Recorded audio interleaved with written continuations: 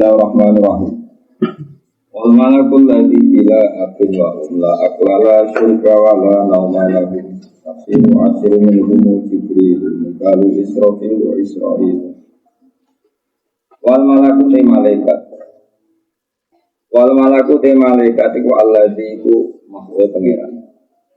Di antara sifat pokoknya malaikat iku alladzi iku makhluk pangeran sing diakin dan tanpa bapak wa umum dan tanpa ibu. La aklakan orang dari wujud wala la syurga orang wujud wujud. La aklakan orang dari wujud wala syurga wala syurga samin. Orang wujud wujud wala malah orang wujud lalu terjadi orang malaikat. Malaikat itu makhluk yang sifat dasarnya tanpa bapak, tanpa ibu, tidak makan dan minum dan tidak apa. Walau kalau Jibril bin Sopo, para malaikat bangkong ya rawan mana malaikat kalau bangkong. Tafsilu asyirin utawi tafsile 10. Tafsil yang baru dimengerti. Ini bahasa malaikat Jibril itu situ. Mikalu lan Mikael. Istirahat itu. Mikalu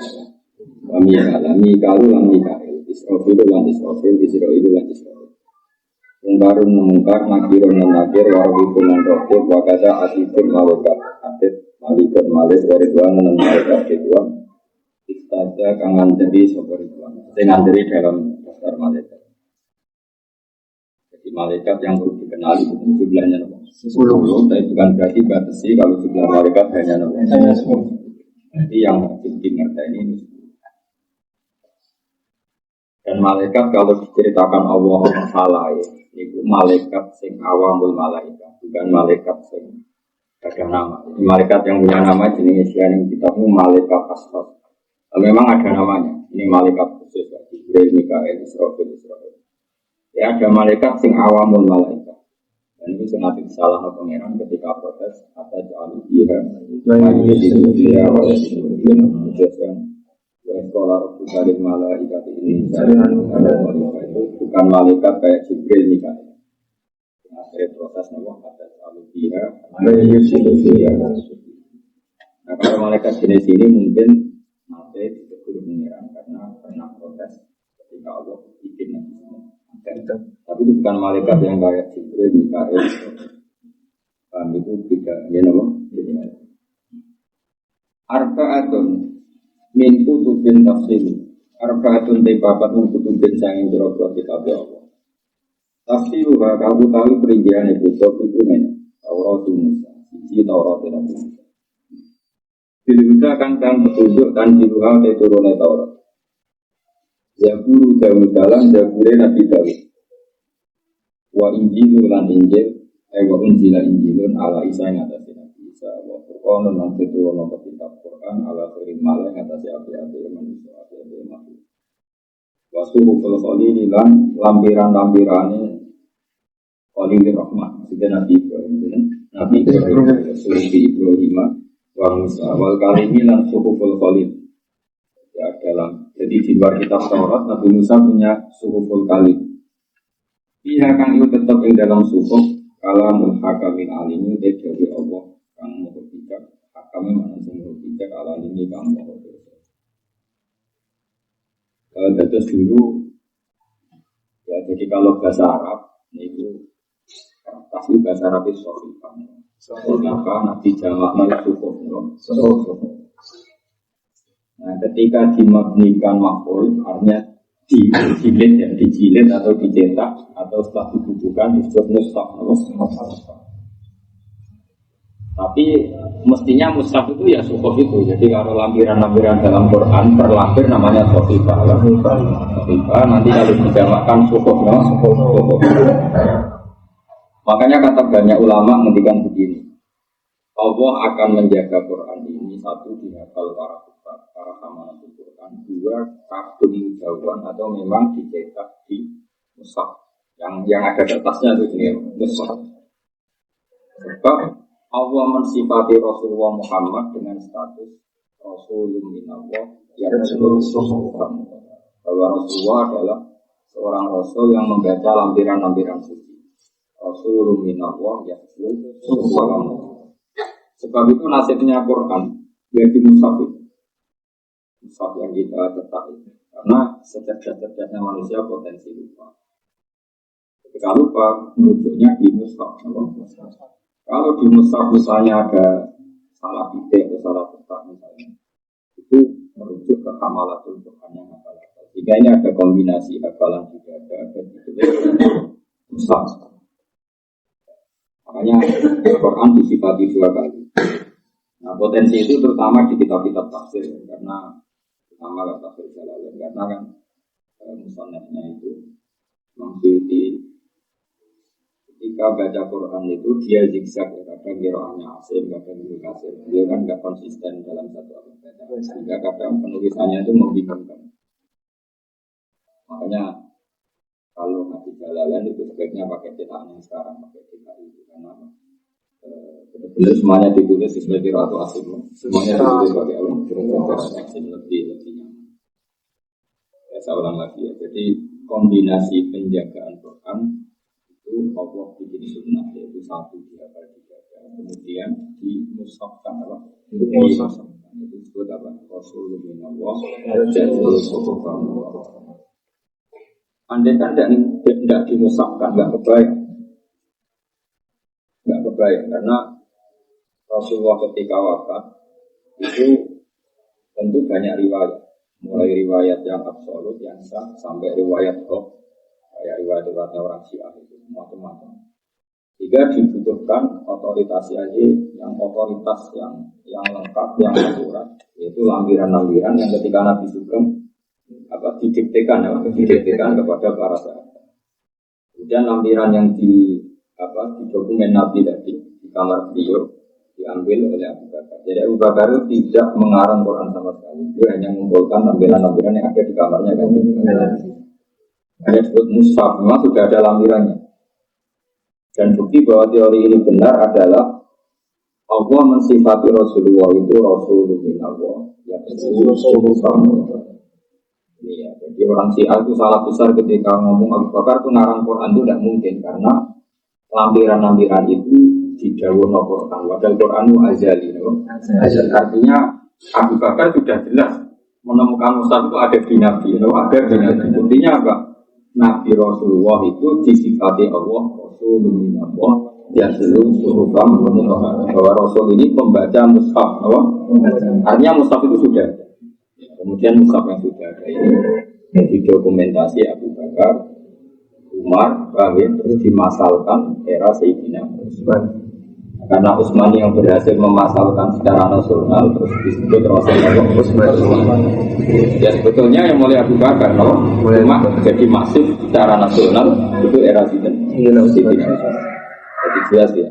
Jadi mushaf itu zaman dari Nabi Muhammad Sallallahu Alaihi Wasallam. Abu Bakar hanya menjangkau mengumpulkan, tidak ada intervensi sama sekali, tidak ada perubahan sama sekali. Jelas karena Nabi disifati Allah sebagai Rasulullah. Rasulullah itu siapa? Rasul yang membaca lembaran-lembaran suci.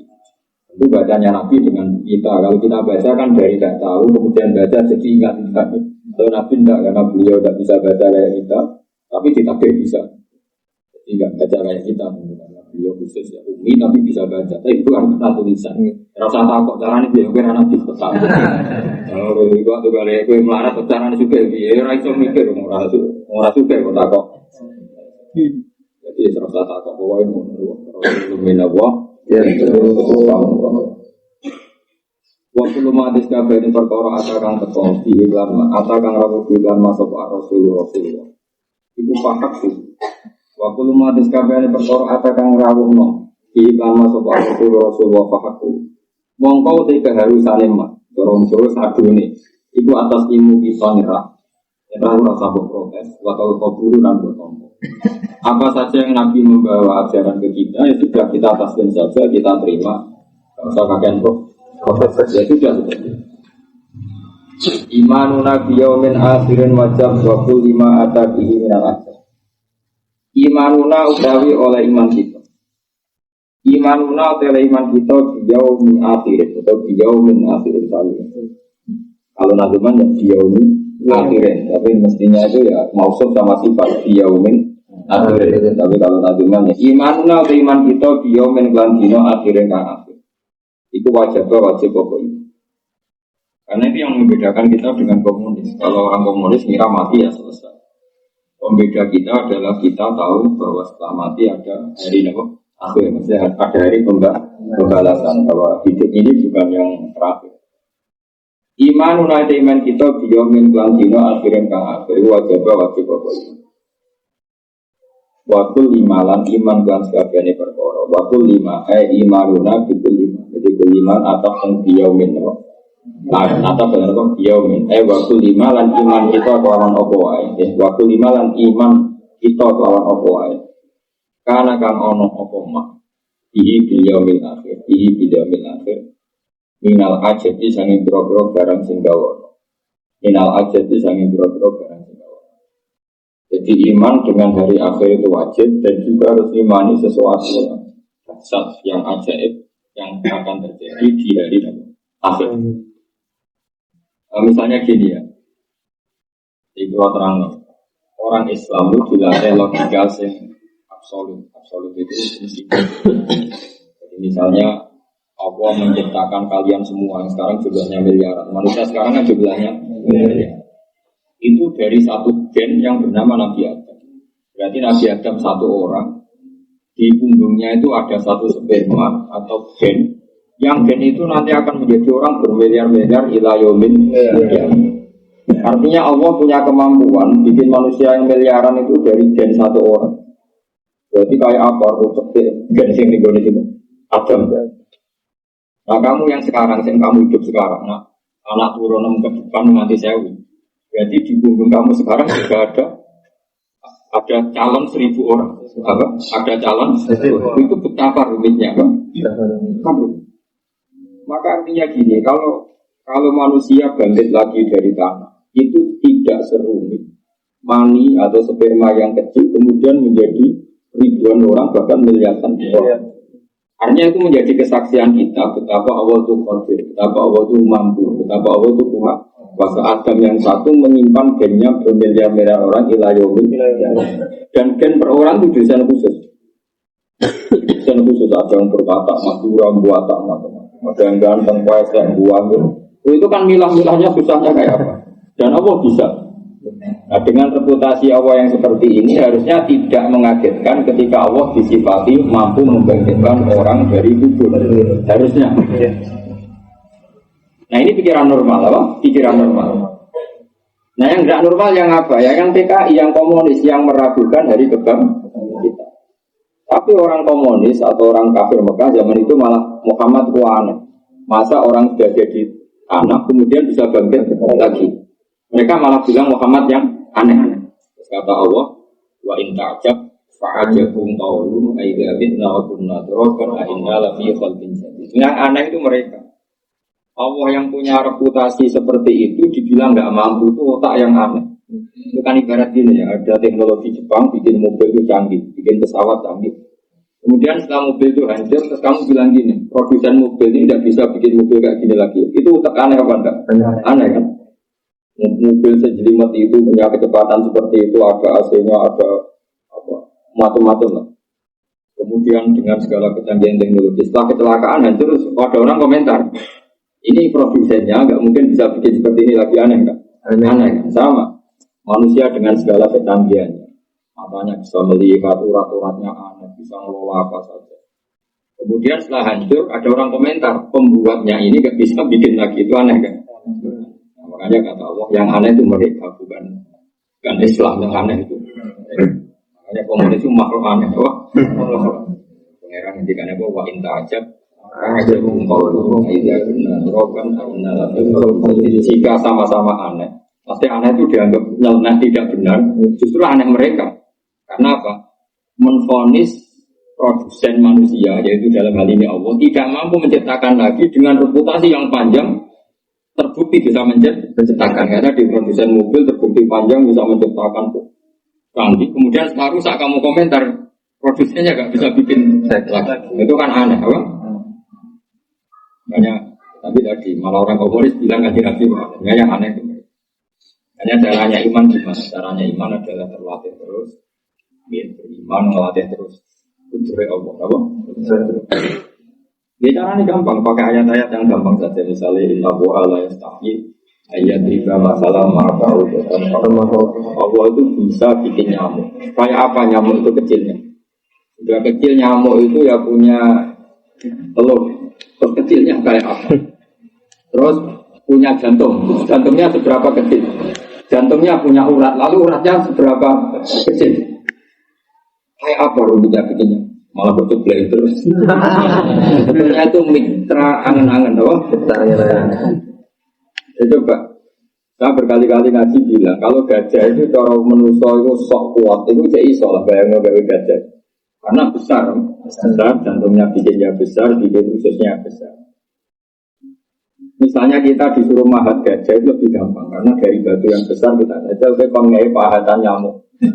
Lagi gawe waktu kecil itu sudah pusing kan? Apa? Gak usah gawe so bernyawa, pahatannya saja. Makanya Allah mengingatkan kita, sungguh kekuasaan saya itu terbukti saya bisa bikin nyamuk. Allah nggak pakai contoh gajah tapi nyamuk. Karena nyamuk tadi sudah sekecil itu punya jantung, punya paru-paru. Kemudian paru-parunya punya urat. Paham ya?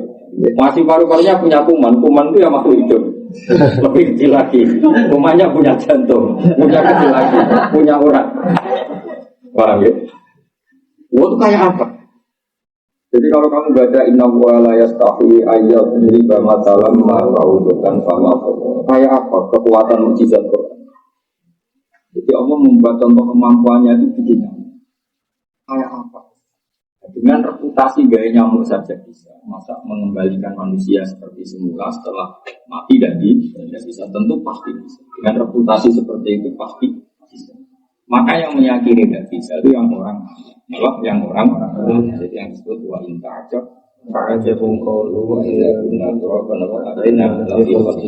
Yang aneh itu mereka, bukan kita.